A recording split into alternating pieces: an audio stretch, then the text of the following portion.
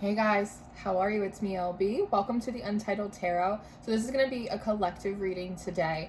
I used the Shaman's Dream Oracle and the Starseed Oracle mixed together, and I think that we have a very important message that's coming out for today. It's definitely a continuation of the messages that I was seeing coming out in the collective reading yesterday. The lights will come back on, but we're looking at it from a different lens, a different perspective today. When I was shuffling, this card kept appearing. It says double mission. Serve the world by being you. And so, in so many ways, I think the collective is in the process of reintegrating themselves back into themselves. It's as if so many of us have spent so much time trying to curate this very ideal or adjustable versions of ourselves because that's what the world wanted, or that's what we thought we had to do or be in order to be successful or have, the life that we want. And it's just, I think that collectively we're realizing that that's bullshit and it doesn't work for us anymore. And I think over time you're gonna find that when you keep yourself small, when you're not vocalizing about the things that are important to you, anytime that you try and overly edit yourself in any way, you're gonna feel like this internal battle happening, because that time of overly editing yourself or trying to overly curate yourself or the way you come off to other people, it just steals so much from you. It steals so much from us, and it makes it harder for us to connect with each other in like a really organic and real way. It makes it difficult for us to connect into our wants and our needs. And so I'm seeing these themes, and it's a process, right? So I'm seeing these themes and I'm seeing these process play out for you guys today. So that's what we're looking into. Let's pray, as we always do.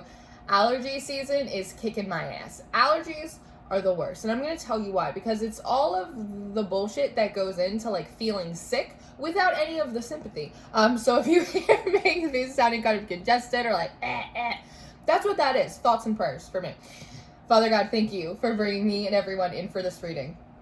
I ask that you give me wisdom, clarity, and discernment to deliver these messages accurately for everyone's highest of love, light, alignment, and assignment. We praise you, we love you, we thank you always. We give you all the glory and the honor for these messages to the utmost high. In Jesus' name we pray. Amen. Amen. My bun's a little lopsided. It's kind of the energy of today. Happy full moon, by the way. We have a Capricorn full moon today. So the first two cards that came out in your reading really threw me for a bit of a loop because they both talk about home. We do have the Capricorn full moon today, and the opposite of Capricorn is Cancer, which rules the fourth house, which is home. But today it feels like we're talking about your internal home. I heard someone the other day talk about how your body is your home. Sort of like a snail, like you bring it with you everywhere you go. You have all paths lead home, inner authority, intuition, turn your gaze within, and then a tidy house, clarity, and organization. Now, when I'm looking at these two cards, the first thing that sticks out to me are these rings. Do you remember, I think it was in the collective reading, it also could have been in the Pisces reading because I did both yesterday. We were talking about the rings of the tree of life, sort of this tree of immortality, and how every time you were making it around a ring, you were hitting a new level, you were gaining a new consciousness. And I see that here, all roads lead home. I think it was in the Pisces reading. And in that reading, when you got to the center of the tree, sort of this center point, it was like this wind, this cosmic, this divine, it's pure life force energy all of a sudden burst forward from you. It was like this feeling of liberation. And so I see you guys going through this process where you've been doing that.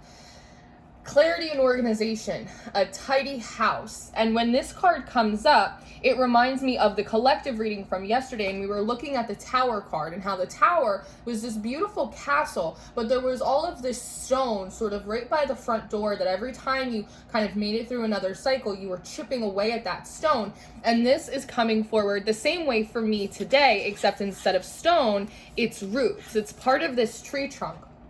So it feels like you have been actively working on yourself for a very, very long time, but there are still a few of these pieces that just seem to be stuck to you, right? It's like there is no magic eraser that will get this sort of gunk off your metaphysical or metaphorical pot, your kitchenware.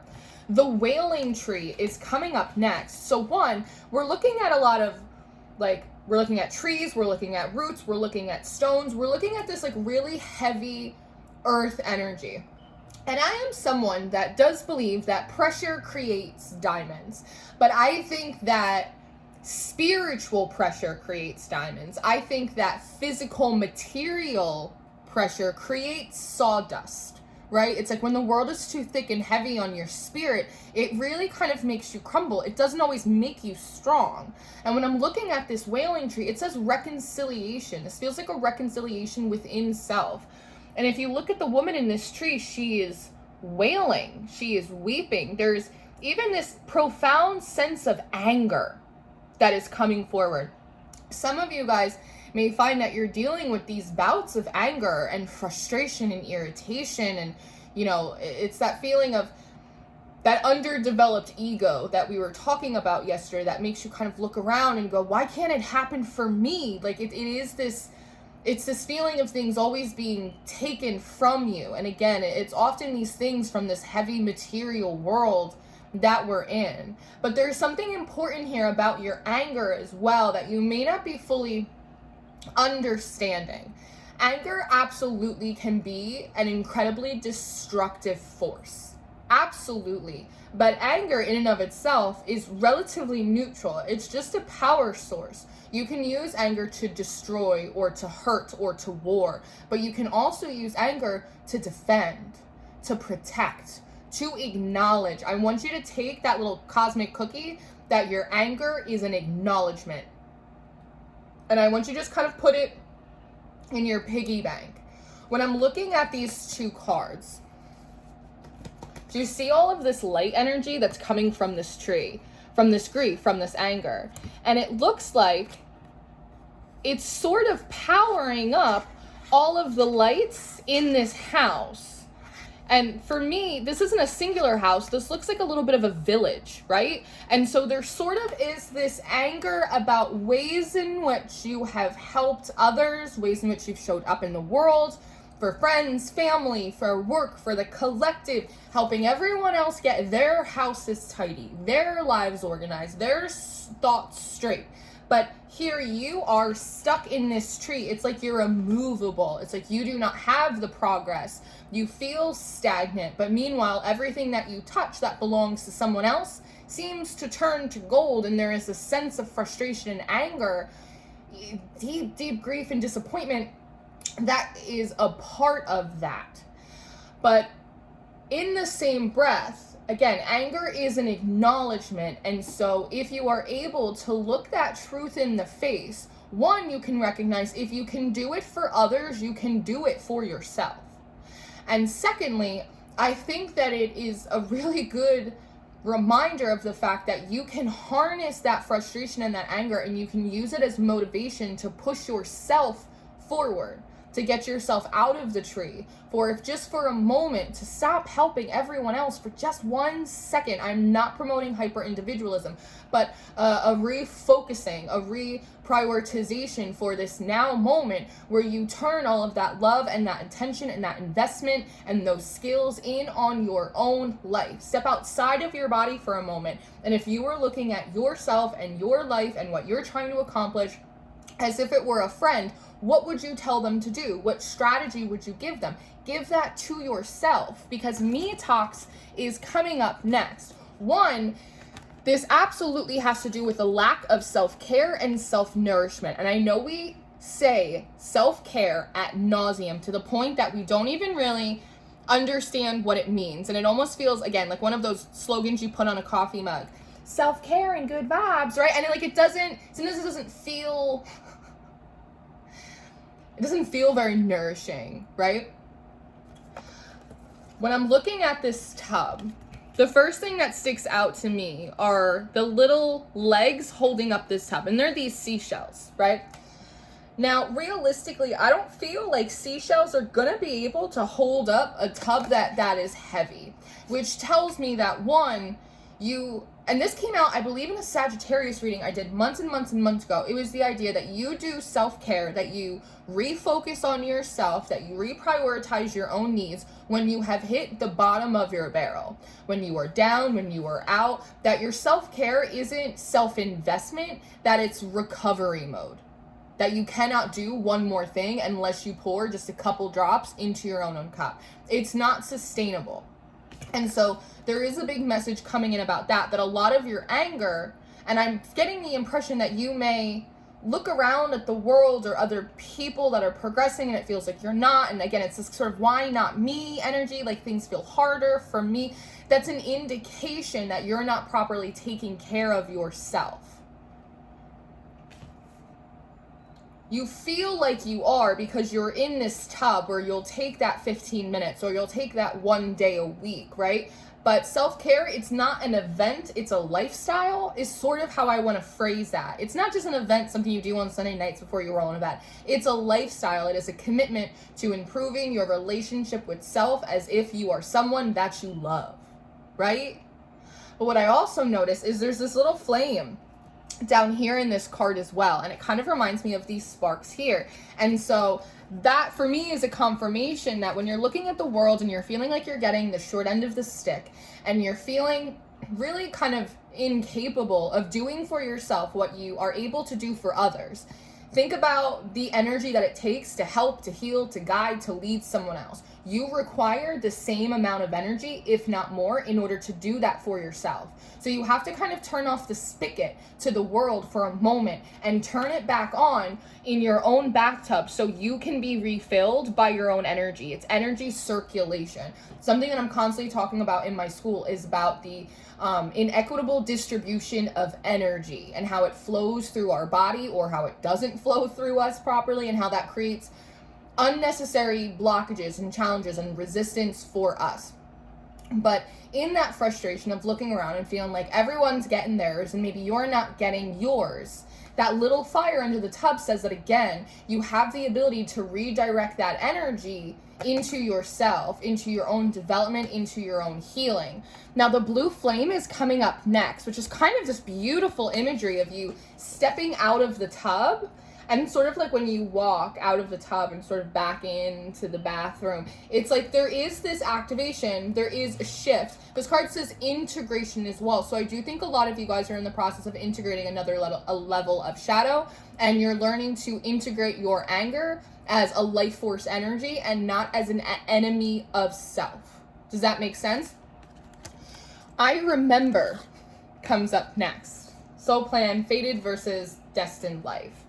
And this reminds me of when I get out of the shower and I kind of sit down on the side of the tub and I sort of just have those few moments to myself while I'm kind of sitting in the foggy bathroom. Sometimes I get my best ideas when I'm mid-shampoo. And so I'm also wondering if you guys may have one of those moments where there's sort of this light bulb moment that happens while you're taking a shower or while you're laying in the bath. Sometimes sitting in the physical element that is representative of the energetic helps, right? So if you're working through emotions or on your intuition, it helps to do it while you're in water because that represents emotional flow and intuition, right? So I'm also wondering if this is like an actual moment that you're going to have where you're in the pool or in the bath or in the shower and these thoughts kind of start to come to you and start to unravel, and all of a sudden you hop out and you go, it's kind of like this eureka moment. This is so nice when I give myself this time. It's so nice when I take care of myself and I feel much less resistance towards other people or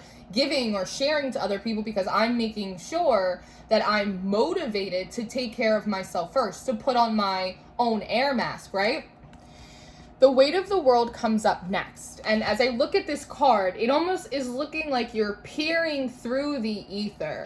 And you come to find and see this other version of yourself who is in a much more surrendered and flow state. Boundaries, let it go. It's not yours to carry.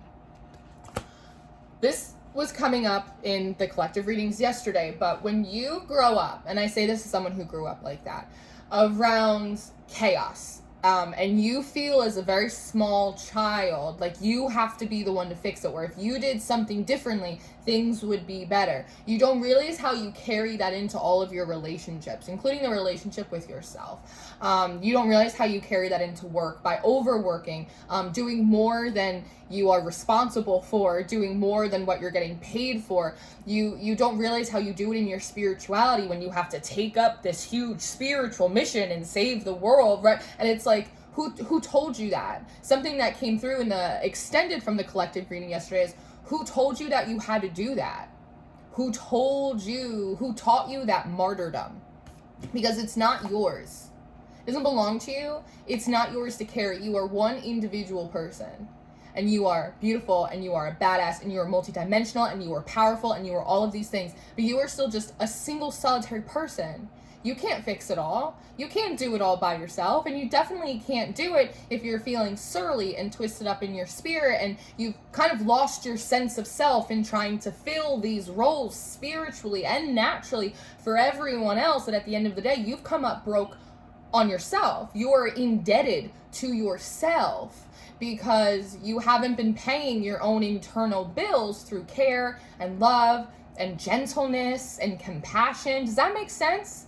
So this is what I see. It's like you're just having this moment where things are sort of clicking for you in a different way, and you're realizing that even the emotions that you don't love or you're not so proud of can also be used to your benefit and used as fuel and motivation to take better care of yourself, which will help heal up some of those wounds. It seems like it's something that you're doing in the bathtub or in the shower, right? It's like when you're washing dishes or something, and you know your eyes kind of go fuzzy. And you go in that trance and you really feel the subconscious moving, and there's sort of just this voice from the back of your head, or this visual you get of another version of yourself, your innermost self, your highest self, that's reminding you that it's like it's not your fault, and it's not your responsibility to fix everything in the world, and that comes from the wounding from your childhood, and how much more energy would be at your disposal, how much happier would you be, how much more could you do if you just decided that it wasn't your responsibility. It's not yours to carry, right? Your life is a canvas, artist, manifestation, creative accountability. This for me feels like that feeling of possibility.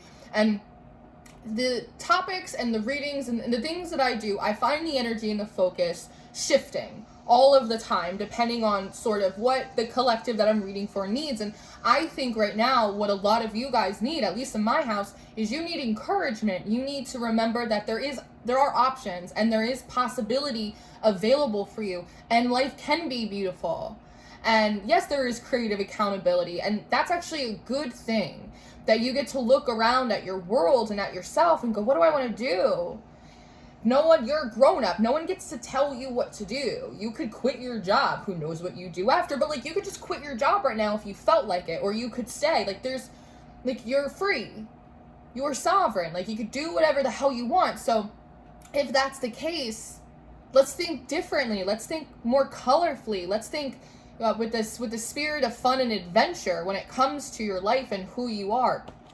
It's almost like even when you've curated some of these dreams and these ambitions for yourself, eventually like the weight of it or the responsibility of it has started putting these caps that we were talking about yesterday, these caps on you, and you feel like you have to do it this way. This is how it gets done. When even if you're pursuing a very specific dream, there's a million roads to Graceland, right? We have perspective coming up next. None of this matters. Zoom out. Common ground. And I was talking yesterday about how sometimes they do that. I was trying to make a decision this week, and I was really getting in my head about it, and I have this technique where I kind of close my eyes and I zoom out of everything, and I step into just my energy body, and I can kind of look over my life and the world, and I realize I am so in my head about this decision that is so non-consequential. It does not matter. I could do it, I could not do it. It's not a big deal. Like, it's small pickings in the timeline of my entire life. Look at that. It's so powerful, my pony popped out. And so, again, this is not about isolationism. This is not about hyper-individualism. This is not about nihilism. It's not about any of the isms, right? I want you to really feel connected to yourself. I want you to have love for your neighbor. I want you guys to be able to help one another when you need it. But I also want you, when you're in these modes of performance and feeling like you have to be a certain thing or be a certain way or work on yourself as if, you know, you're the Sistine Chapel, I want you to zoom out for a moment and just recognize that none of it fucking matters. At the end of the day, like, the world's still gonna turn day and night and winter and summer and years after years while you're here, long after you're gone. And so when we zoom out and recognize that we are kind of just a grain of sand on a big ass cosmic beach, you have a lot more wiggle room. That pressure does more easily come off. And you do recognize that not everything is in your hands. Sometimes the problem with, you know, manifestation, affirmations, ideologies, conversations, that it makes you feel like everything is within your control. And if you can't make it happen for yourself, it means you're not good at it, or you're incapable, or you're doing it wrong. And that's not true. There's so many more things that are not in your control than things that are in your control. And luckily, from my perspective, I personally believe that a lot of the stuff that is not in our control is in the control of something that is bigger and higher than us. And that gives me relief and a sense of peace to go, you know what? This is your problem. This is your problem, Jesus, not mine, right? And it brings me just a bit of a moment of peace so I can reprioritize and shift back into an energy that feels better for me. Big picture thinking is coming up next.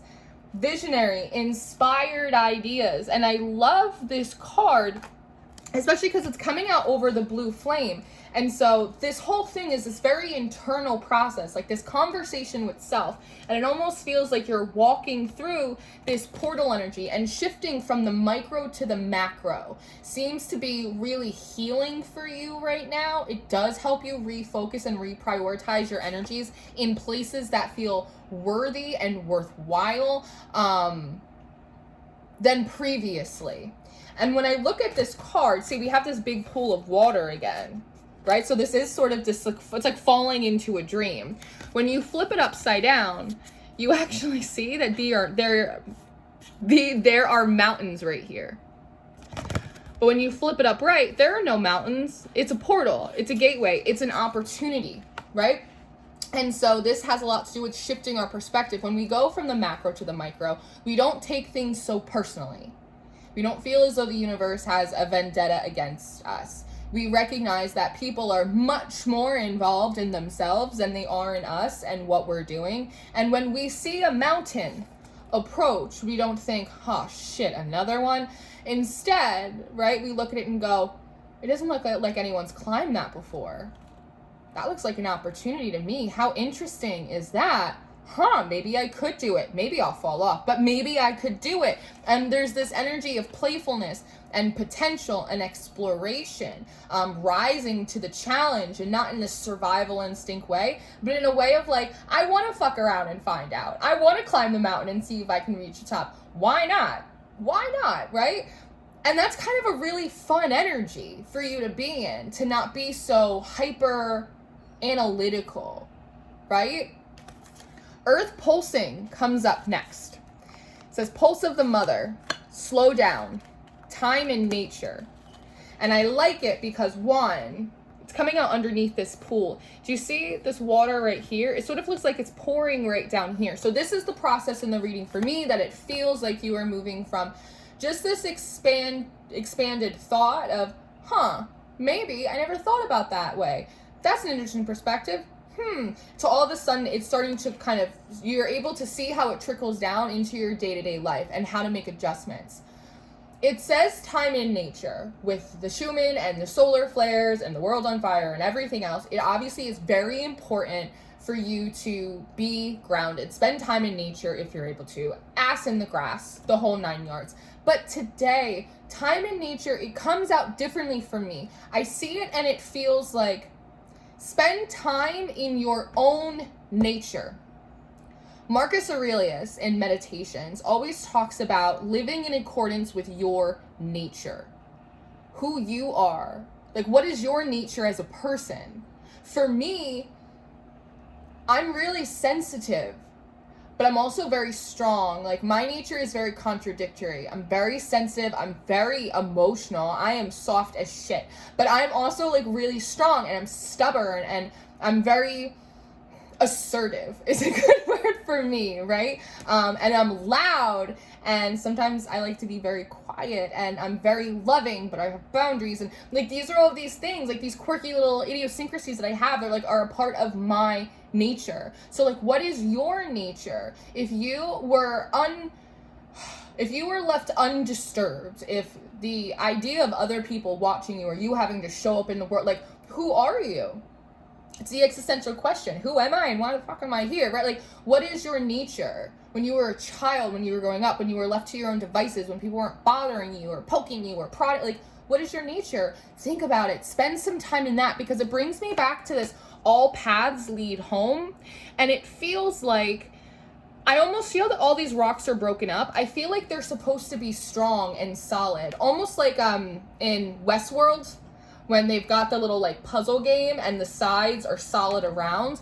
But it feels like every time you make your way through one of these circles, these levels of development and the whole thing, it feels like you kind of just pick up like these little pieces of who you are, a piece of your real true nature, but like never the whole thing. And maybe you've had these moments where you felt really self-embodied and really like yourself and really unfuckwittable, right? But overall, you're just kind of picking up these pebbles of who you really are. And maybe it's easier to carry a lesser version of who you are than it is to embody all of you, because not all of that's going to be digestible for other people. And I know what that feels like. Even if you look here where she's standing, there isn't a stone, because she hasn't left like just her one piece of herself, like her 2 little pennies right there, right? It's like, I want to see a boulder of who you are, like fully embodied. This is who I am. Wrinkles and weirdness and just all of it. Just here it is. The good, the bad. You got to hold space for the ugly sometimes. Like, this is me. And so when I see this time in nature, it feels like what is going to be more grounding for you is not spending time with your feet in the grass. Though that sounds lovely, it's spending time in your own nature. Who you actually are. Unapologetically. I'm sorry comes up next. Defenselessness, writing past wrongs, uprooting. This doesn't feel like writing past wrongs against other people, or even, I think a lot of you are moving past the point where you're looking for karma or retribution or even an apology from people that have wronged you. This feels like an apology to self. See how they're split here? They've uprooted themselves. This feels like an apology, a moment that you have to have with yourself where you go, I'm sorry. I'm sorry that I felt like I had to do that. I'm sorry I felt like I had to be that person, or that I had to change myself. Like, I'm sorry that I wasn't good enough for me. That is heartbreaking. But it's so healing and it's so powerful to really recognize how we abandon ourselves time and time and time again in hopes that we'll find a version of ourselves that is a little bit more successful or a little bit more likable or a little bit more lovable, and how that is a crime, that is like a sin against your soul. Does that make sense? And so there seems to be this reconciliation with that wailing tree, right? And I said that it feels like this is a reconciliation within yourself, to look at all of the pieces of you and go, I'm sorry, because you're good too. And I want you here. You're not alone comes up next. Physical connection and community. And what I like here is, as you're going through this process, these fragmented pieces of you that you thought you had to uproot or split apart or, simmer down, they start to become more fully embodied. You start to not just see them as this personality trait that you have, but like an actual person. This is a version of you that existed at one point fully embodied before you abandoned it for a piece that you thought was more likable. And now they're starting to connect. Like, there's some electricity that's happening here, right? And you're zoomed out. It's sort of like outside of space and time. It's like the Fool and the World card. Those are major arcana cards, that they exist outside of space and time. And this is you kind of connecting to, again, that tree of life that we were talking about yesterday, about sort of this eternal aspect of your being, that through all space-time dimensions and lifetimes, like, you've still been the same little weirdo. And like, that's kind of amazing. Like, that's really cool that no matter what you've been through in all of creation, that like your nature is still kicking around in there somewhere. And as you connect to it, there is this spark. And a spark is made up of the same components as fire. It's just being utilized differently. Does that make sense? And you've got the love, Hadarian energy, codependency, boundaries. I love this you've got the love because it's all of these different faces sort of shifting together. One, this feels very much like your multidimensional self. Absolutely, like all of these different versions of yourself. But this also feels like family and, you know, like your ancestors and your guides and God and spirit and like all of it, kind of how it is, can be distinctly identified on their own, but also blend together into sort of like this blanket of love and acceptance for you. Something that had come through in the extended reading for the collective yesterday was about how creation accepts you. God, your gods, your deity, like they accept you, they love you, like you've got a stamp of approval from them. And how when you just sit in that energy, like I even feel it now, it's like this rush of warmth, like right from the heart space. It's incredible. Like it feels like a hug from the inside out. When as I'm laying out your cards, I got to this point and I was thinking about myself because I do that a lot. And I was thinking about how like the last year for me has been really challenging. And I've talked about it a little bit on the channel about how last summer a lot of things transpired for me that were very, very difficult. And I saw my views start dropping and it fucked with me. It really bothered me, right? And this is how I read. I'm a Pisces. I'm a very emotional reader. I'm very animated. I put myself in the story here with you, right? And there's a part of me that felt, well, maybe I'm not reading the right stories, or I'm, you know, the spreads that I'm using aren't right, or, you know, like maybe I should read on more practical, like more 3D matters. And I found myself changing the way that I read or the stories that I was reading on because I thought that it was going to make you like me more. And at no point during that time did I ever think, do I like me right now? Do I like the stories that I'm reading? Do I like the people that are coming to sit at my table? It didn't even occur to me because I wanted to be liked, right?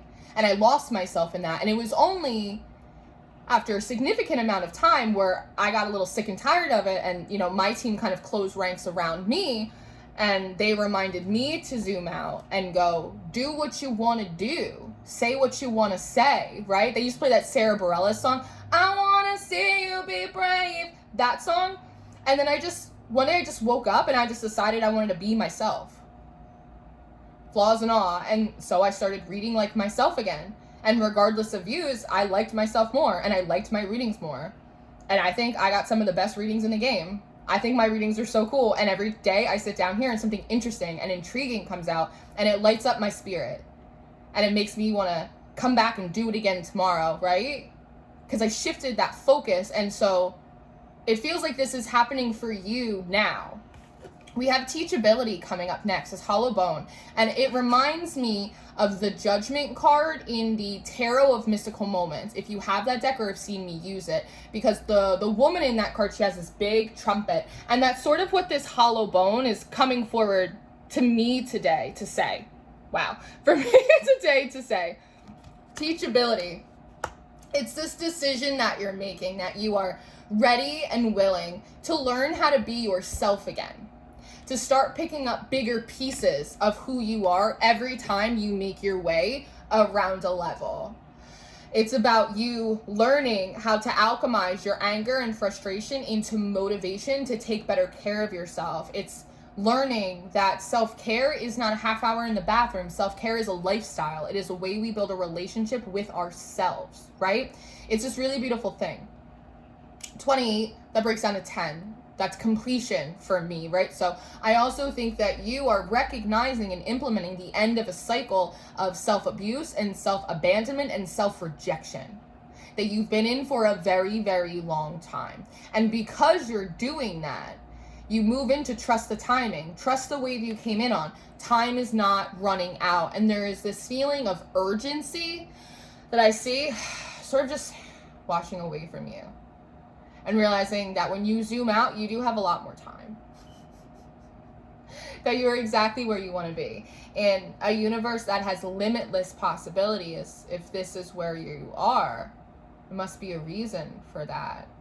And maybe it's not as bad as you think, and maybe you're much better than you perceive yourself to be, and maybe you're much closer than you think, and maybe at the end of the day, you know, it's about the ride. It's not about necessarily the destination. And I just see, like I said, the sense of urgency sort of leaving you, and this feeling really constricted. I see that starting to loosen up.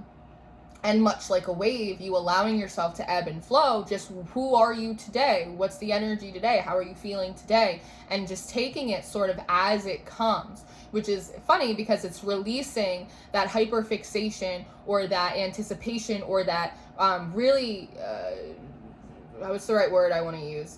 Just that really kind of harsh expectation. It's like smothering, right? And in that, back to the sort of manifestation in your life as a canvas card, it feels like it actually gives your dreams and your goals, like it gives it room to breathe for you as well. It makes it easier for it to just kind of come in, right? It's like sometimes, I always like to say that sometimes God likes to bless you on kind of like this moment of relaxation, where you're not like, I need this so bad. It's like when you need a sign, right? Please give me a sign, please give me a sign. And you're all tensed up and nothing comes till you go, fuck it. Sort of given us despair and hopelessness for a moment.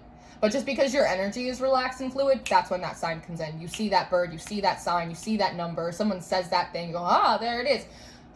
That's why receptivity, that's why feminine energy, that's why all of it is so important, and we're constantly working on it, because it's in that moment that you can actually receive the wave that is meant to come in for you, right? Deep cellular healing, physical and emotional healing, and that's the process that I see you going through now, is kind of having a little bit of this wake-up call, having a little bit of a laugh, realizing that you absolutely don't need permission to be whoever you are, and you don't need to edit yourself in any way to get people to like you, and if you did, those aren't the people for you. And in that, that sense of urgency releases, that tension starts to fall away. Your emotions naturally just start to regulate a little bit more. Your energy, like it says, physical healing, right? So it feels like your energy is flowing in your body again, and that's making your cells happy, and it's making your lungs happy, and you're a little bit more grounded. Your stress levels aren't so high. Your cortisol isn't off the charts. So you're just like, all right, okay. And then we have C's of Mintaka, seeing potential, bringing unconsciousness to light. These are things that you didn't realize that you were doing, or that were blocking you, or that were bothering you at some level, and kind of pointing the finger around of it's this and it's that, when really it's like the calls from inside the house, you know? But what I also like about this card is that you kind of are in this bath, right? You're sort of staring into this water. You're seeing these other versions of yourself start floating around kind of with these messages. And then you are accepting the state of water, which is fluid. It comes and it goes, and you know, it's the cycle and it always returns, and just trusting that you are a part of the, you know, natural cycle, especially when you are sitting fully embodied in your natural nature, your own nature.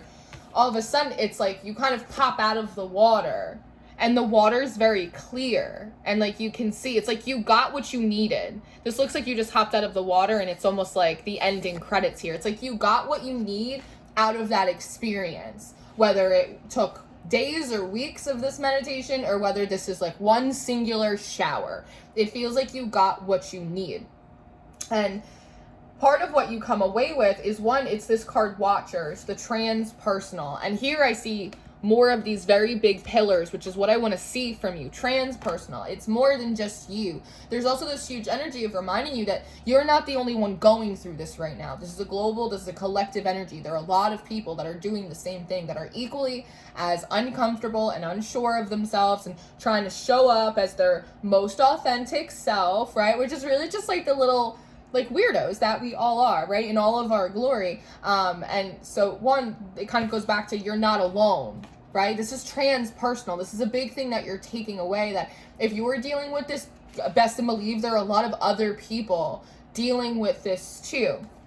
Activated ley lines, power plays, ley lines, trust where you're led. This is important right now, because when you're coming into this different sense of self, when you're repairing your relationship with yourself, when you're learning how to accept yourself for whoever it is that you are, for however you look, for however you sound, whatever it is, you may be finding yourself being flowed or gently nudged into a few different directions, right? It's like when I'm working on speaking my truth, usually spirit will put something that pisses me off in front of me, something that I want to speak out about. And so I'll have to sit there and sort of trust where I'm led and kind of, buck up my courage and then speak about it, right? And sometimes I'll speak and it'll just be echoes, like no one's listening to me, no one's acknowledging what I have to say. But that's not the point, because it's not about the external reward for overcoming something internally. It's the inner reward for overcoming something external. Does that make sense? I hope that makes sense.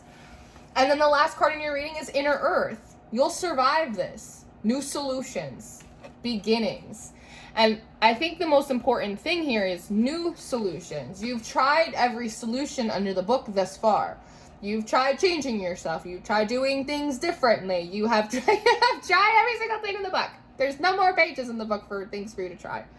The only thing that you haven't tried is just being yourself, doing what it is that you want to do, showing up the way that is in accordance to your actual nature. Not dancing for these people. Just being who you are. And it's not something that anyone can give you. You'll never get permission for it. It's not something that is given to you. It's something that you take. It's something that you claim for yourself. And in that is a solution. And I love that you'll survive this, because it is uncomfortable when you're starting to speak up for yourself, when you're allowing yourself to go out with, feeling, unpresentable, or saying things that maybe other people don't like so much, or showing up in a way that you don't know if other people will be really receptive to, or if you're going to feel like that kid, sitting all by yourself at a lunch table in high school, right? Like that really awkward sort of growing pains moment. It can feel like, a little death inside. It's so deeply uncomfortable. You can feel yourself stretching, right? But like, you'll survive. You'll be all right, because on the other side, you're going to feel better. And there are new beginnings, and there are new solutions, and there's other ways of doing things that previously you couldn't have even conceived of, because you weren't thinking out of your own mind. You were thinking out of hive mind. And you weren't moving from your own actions. You were moving in a way that you thought other people would prefer, right? And this is a lesson that I've had to learn many times in my life, and I think everyone does. But this is definitely a really important part to this collective process, this collective growth, and this collective work for you guys as a team and as a family, but also as individuals. And I think the ripple of that is kind of beautiful. And I like that in the beginning, we're looking at these smaller pools of water, right? But at the end, it's like there's a whole new ocean. Again, more possibility that opens up for you. So, this is what I have. I know it's a very long reading. I hope that this is helpful for you. I hope that you enjoyed this. And it served you well. If you've made it through this entire reading, I just want to thank you for kind of sitting here and committing to this time. I don't think I'm going to do an extended for this reading, because I don't believe that it needs it. I think that we got out what we needed to get out. I love you very much. If you need anything from me, my information is in the description box. Links to Patreon, my link tree. So you just click my link tree. Everything you'll need for me will be in there. I love you, and I really hope that this was helpful for you, and I appreciate you spending this time with me. And I'll see you next time, loves. Goodbye.